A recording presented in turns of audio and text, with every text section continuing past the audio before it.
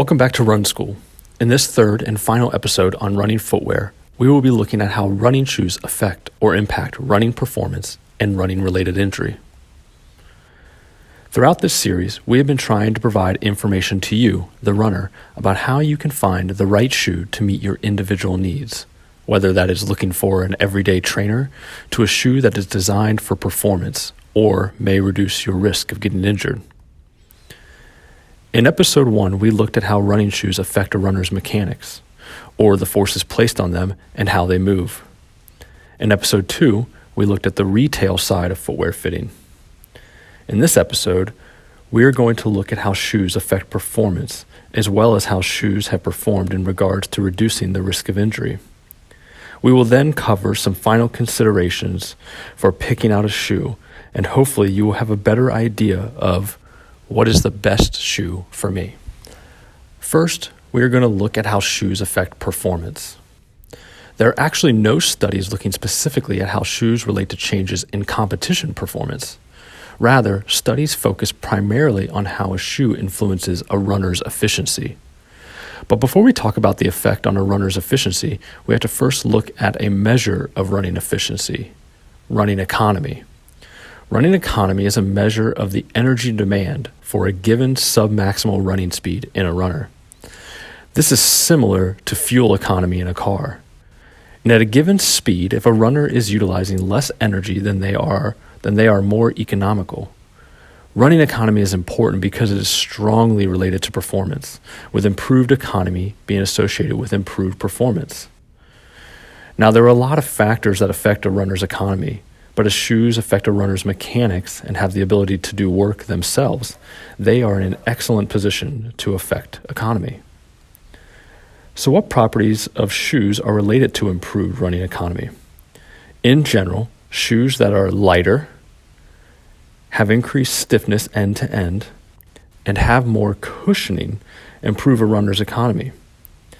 For this last point on cushioning, it may not only be the amount, but also the type of cushioning. So how does shoe cushioning contribute to running economy? Well, with each step, a runner takes on force after making contact with the ground. The body has to absorb that force and give it back to the ground to keep propelling the runner forward. As the shoe is positioned between the foot and the ground, the cushioning plays a part in absorbing some of that force and returning it as well. Ideally, the shoe would take on some of that work so the runner saves energy. How much energy a shoe's cushioning stores and returns can be tested in a lab by applying force to the shoe in a similar fashion that a running step would. How much a shoe cushion changes under load or deforms gives us an idea of how much energy it stores.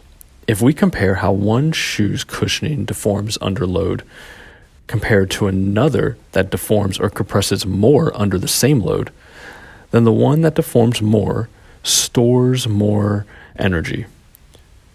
With greater storage comes the potential to return more energy. Now, how much it returns depends on how quickly it can return to its normal resting state after it is unloaded. If we look at one shoe that slowly returns to its resting state compared to a shoe that returns quickly, the shoe that returns to its resting state more quickly is more resilient and thus returns more energy. A good example of a shoe that was designed to maximize the energy storage and return from its foam is Nike's super shoe, the Vaporfly 4%, which debuted in 2017 and has since spawned the Next Percent and Alphafly models.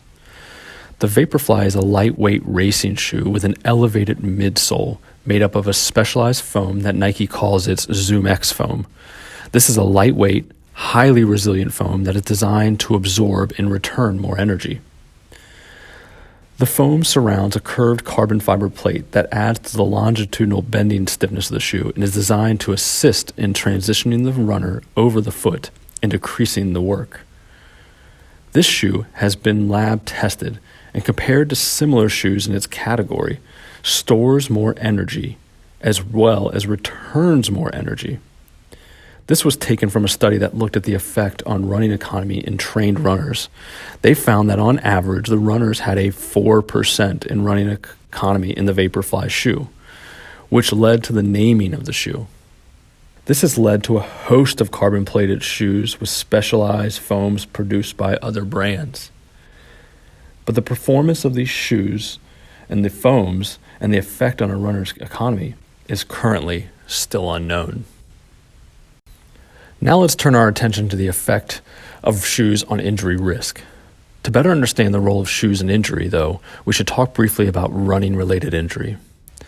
Since most running-related injuries are due to unaccustomed or overuse, they are commonly a result of a mismatch between tissue capacity and tissue damage. On every run, a runner goes into a session with a certain capacity or strength in their muscles, tendons, bones, etc., as well as an ability to recover from load applied to it. And with each run, their tissues sustain a certain amount of damage. And as long as the runner's tissue's ability to sustain and recover exceeds the damage done, then the runner will adapt and get stronger. But if the damage sustained exceeds the tissue's capacity, then the breakdown can lead to injury. Now, there are a lot of factors that can affect tissue capacity and damage, including intrinsic factors like a runner's tissue strength, their anatomy, physiology, nutrition, and their injury history, as well as extrinsic factors like the forces placed on the runner, their training intensity, their training duration, and the environment in which they train. But shoes are also one extrinsic factor that can contribute to risk. So if shoes are just one component of risk, why all the attention? One reason may be the runner's interest. If you ask a runner why they get injured, you get a variety of response, but one that constantly comes up is wearing the wrong running shoes. So, what is the role of shoes in injury? For decades, running shoe companies have created advertisements and making claims about the ability of their shoes to reduce risk of running-related injury. And this is reasonable as shoes are in a position to affect a runner's mechanics and thus the load placed on the runner. So let's look at what relationship different shoes have with injury. First, we previously discussed how shoes cushioning can affect forces. So the question is, does a shoe's cushioning reduce injury risk? Based on studies examining runners in different types of cushioning, there seems to be no difference in risk between runners wearing a shoe with a softer or harder midsole. There also does not seem to be a difference in transitioning from a neutral to a more minimal shoe, or a shoe with a lower heel-to-toe drop.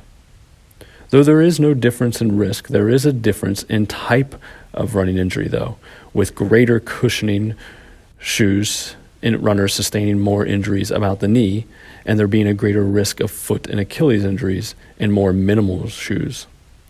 So overall, there does not seem to be any greater specific risk in injury with various amounts of cushion. But we also discussed stability components designed to control motion. So we can ask the question, does stability or motion control reduce running-related injury? This is more complex. Some studies have shown that there is no difference in injury risk in runners randomly given a neutral or motion control shoe, while other studies show an increase in reported pain and injury in runners randomly given shoes with higher amounts of motion control. Here, shoes classified as stability versus motion control refers more to the amount of material used to add stability or control the runner's foot. Now, some of the reason for no difference, one might say, is because the runners were not fitted to the right shoe for their mechanics and were more thrown into a random level of stability despite their specific mechanics or anatomy. And that may be why there is no difference. And therefore, injury risk may be reduced if we put shoes more in an appropriate shoe for their anatomy and or foot type. So how are shoes fitted to a runner's mechanics? The classic method has been to fit a shoe based on a runner's foot posture. So when looking at a runner's foot while standing, you would put a runner with a neutral foot in a neutral shoe, a runner with a pronated foot in a stability shoe, and a runner with a supinated foot in a more cushioned shoe. Now this is based on just the resting position of the foot and not how it moves during the running stride. So how does this hold up in studies on running injury? In several studies that looked at the prescription of running shoes based on foot type versus putting runners of all foot types in stability shoes, the findings were that there was no difference in injury between shoes fitted to foot type and those given a stability shoe regardless of their foot type. So what if runners of all foot types are given a neutral shoe regardless of their foot type? The thinking would go that those with pronated and supinated feet would sustain more injuries, but in fact there was no difference in injury. This finding would suggest that foot type does not influence injury risk, and therefore prescribing shoes based on foot type is not recommended. It is worth noting, though, that there have been no studies looking at prescribing shoes by foot motion and not just foot posture alone. Despite these findings, developing shoes that minimize injury risk is still a hot topic.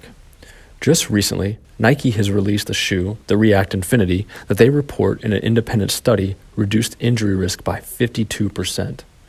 So what is so special about this shoe?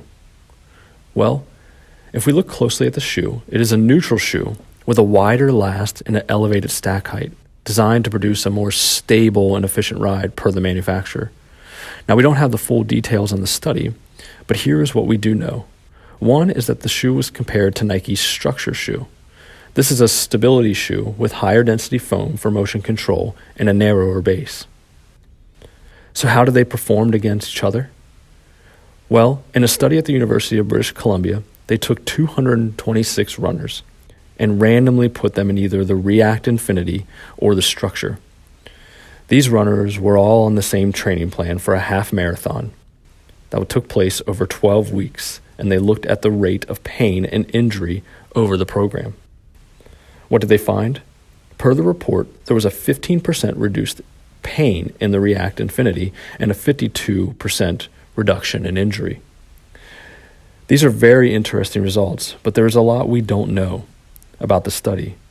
One consideration may be that runners weren't fitted to a shoe that met their specific need, and also that the stability shoes have been previously associated with increased discomfort and injury. So the question may be whether the React Infinity decreases injury or the Structure increases injury. So where does this leave us in helping to find you the best shoe? Ultimately, these are the best recommendations that we can make at this time and probably will help you meet your running goals. First, the fit of the shoe must match the runner's foot. This may seem obvious, but as shoes vary in constructions, some shoes will better fit a runner's foot more than others, based on the last, the design of the toe box, as well as the design of the heel counter. The second is choosing a shoe based on the desired function. Whether for performance or to meet a mechanical demand, the shoe should fit the runner's needs. This will come from an understanding of the runner's history and a thorough exam of the runner, their individual anatomy, and their specific running mechanics. And finally, the feel of the shoe should affect choice. Though we don't have any evidence that comfort reduces injury risk, we do have some evidence that discomfort is associated with increased injury. So, this is a reasonable place to start. And a shoe should be comfortable right out of the box. So when picking out a shoe, try a few on that meet your fit and function, and pick ultimately what shoe feels best to you. Thank you for tuning in to these episodes of Run School on footwear. We hope that this provided you with some information to help you get started in finding the best shoe for you. Please post any questions or comments below the video, and we would be happy to answer. Thank you.